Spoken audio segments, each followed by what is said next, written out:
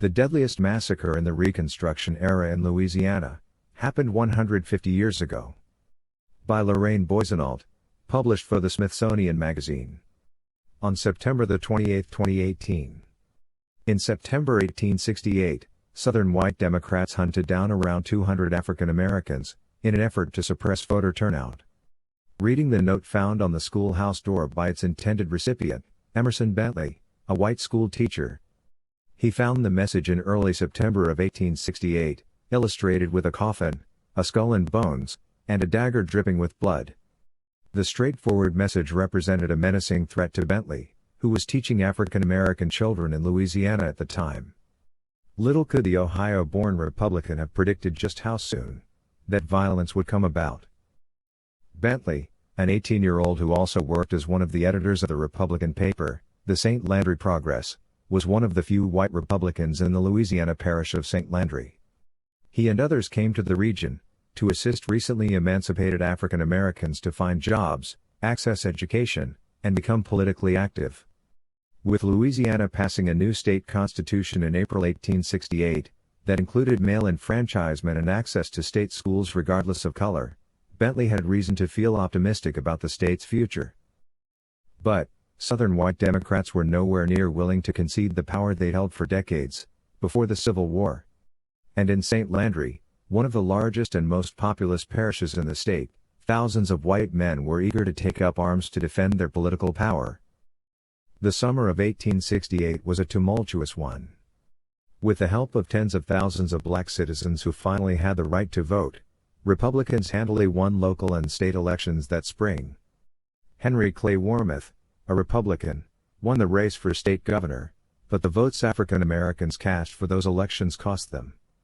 Over the summer, armed white men harassed black families, shot at them outside of Opelousas, the largest city in St. Landry Parish, and killed men, women, and children with impunity. Editors of Democratic newspapers repeatedly warned of dire consequences if the Republican Party continued winning victories at the polls. Those editorials spurred Democrats to action and instigated violence everywhere, wrote Warmoth in his book War, Politics, and Reconstruction, Stormy Days in Louisiana. Secret Democratic organizations were formed, and all armed. We had the Knights of the White Camellia, the Ku Klux Klan, and an Italian organization called the Innocents, who nightly paraded the streets of New Orleans and the roads in the country parishes, producing terror among the Republicans. The vigilante groups were so widespread that they often included nearly every white man in the region. One Democratic newspaper editor estimated that more than 3,000 men belonged to the Knights of the White Camellia of St. Landry Parish, an area that included only 13,776 white people in total, including women and children. With the approach of the presidential elections in November, the tension only increased. On September 13, the Republicans held a meeting in the town of Washington, not far from Opelousas, and found streets lined with armed Seymour Knights. A misfired rifle nearly caused a riot to break out, but in the end, everyone departed peacefully, though the Democrats threatened Bentley if he failed to publish an honest account of the event in the St. Landry Progress. Sure enough, they used Bentley's account, in which he wrote the men had been intimidating the Republicans, to instigate a wave of violence on September 28, 1868. Displeased with the way Bentley had portrayed the Democrats John Williams, and James R. Dixon, who later became a local judge, and Constable Sebastian May visited Bentley's schoolhouse to make good on the anonymous threats of the earlier September note. They forced him to sign a retraction of the article, and then Dixon savagely beat Bentley, sending the children who were sitting for lessons scattering in terror. Rumors spread, and soon many Republicans were convinced Bentley had been killed, though he managed to escape with his life. As a small number of African Americans prepared to rescue Bentley, word spread around the parish that a black rebellion was imminent. Thousands of white men began arming themselves and raiding houses around the area. St. Landrians reacted to armed Negroes and rumors of an uprising in the same manner that Southerners had reacted for generations, wrote historian Carolyn Delatt in 1976. If anything, the vengeance visited upon the Negro population was greater, as blacks were no longer protected by any consideration of their monetary value.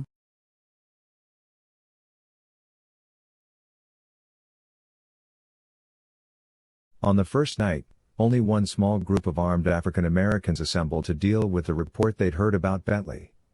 They were met by an armed group of white men, mounted on horses, outside Opelousas. Of those men, 29 were taken to the local prison, and 27 of them were summarily executed. The bloodshed continued for 2 weeks, with African American families killed in their homes, shot in public, and chased down by vigilante groups. C. E. Durand, the other editor of the St. Landry Progress, was murdered in the early days of the massacre, and his body was displayed outside the Opelousas drug store. By the end of the 2 weeks, estimates of the number killed were around 250 people, the vast majority of them African American. When the Bureau of Freedmen, a governmental organization created to provide emancipated African Americans with legal, health, and educational assistance and help them settle abandoned lands, sent Lieutenant Jesse Lee to investigate, he called it a quiet reign of terror so far as the freed people were concerned. Influential Republican Beverly Wilson, an African American blacksmith in Opelousas, believed black citizens were in a worse condition now than in slavery. Another observer was led outside the town of Opelousas and shown the half-buried bodies of more than a dozen African Americans. But Democratic papers, the only remaining sources of news in the region, as all Republican presses had been burned, downplayed the horrific violence. The people generally are well satisfied with the result of the St. Landry riot, only they regret that the carpetbaggers escaped, wrote Daniel Dennett, editor of the Democratic Franklin Planters Banner. The editor escaped, and 100 dead Negroes, and perhaps 100 more wounded and crippled, a dead white radical, a dead Democrat, and 3 or 4 wounded Democrats are the upshot of the business. The groups managed to achieve their ultimate purpose, as was borne out by the results of the November presidential elections. Even though Republican nominee Ulysses Grant won, not a single Republican vote was counted in St. Landry Parish. Those who oversaw the election felt fully convinced that no man on that day could have voted any other than the Democratic ticket and not been killed inside of 24 hours thereafter. St. Landry Parish illustrates the local shift of power after 1868, where an instance of conservative boss rule occurred and the parish Republican Party was unable to fully recover for the remainder of Reconstruction, writes historian Matthew Christensen. There would be no Republican organization in the parish for the next 4 years, and no Republican paper until 1876. The Opelousas massacre also set the stage for future acts of violence and intimidation.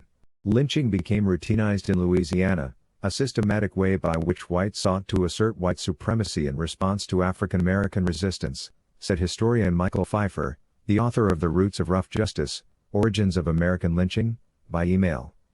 This would be an important precedent for the subsequent wave of lynchings that occurred in Louisiana from the 1890s through the early decades of the 20th century, in which lynch mobs killed more than 400 persons, most of them African American. Yet for all that it was the deadliest instance of racial violence during the Reconstruction period, the Opelousas massacre is little remembered today. Only slightly better known is the 1873 Colfax massacre, in which an estimated 60 to 150 people were killed, a massacre largely following the pattern set by Opelousas. The United States has done comparatively little until quite recently to memorialize its history of significant racial violence, Pfeiffer said. Reconstruction remains contested in local memory, and efforts to remember the achievements of Reconstruction are cancelled out by the seeming failure of the period to achieve lasting change.